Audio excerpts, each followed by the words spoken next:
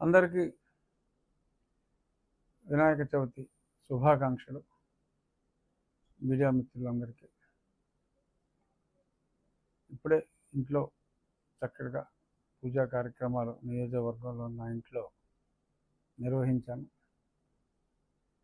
నిమజ్జనం 3-4 రోజుల్లో కూడా ప్రారంభం అవుతాయి.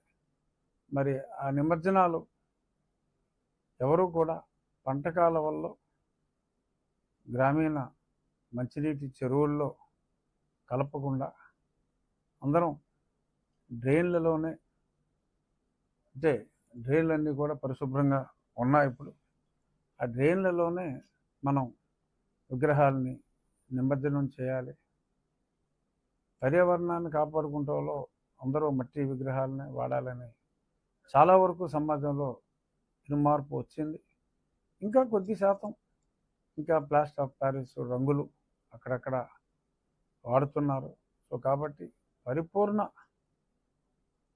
ఈ మట్టి విగ్రహాలు పూర్తిగా 100% వచ్చే వరకు ఎవరూ కూడా డ్రైన్లలోనే, బాగుల్లో తప్ప పంట కాలువల్లో, మంచినీటి చెరువుల్లో కలపొద్దని, ప్రకృతిని, పర్యావరణాన్ని, ప్రజల ఆరోగ్యాన్ని కాపాడుకుందామని చెప్పి ప్రజలందరికీ, జిల్లావాసులకు, ముఖ్యంగా ఉండివాసులకు అందరికీ కూడా ఇది నా విజ్ఞప్తి.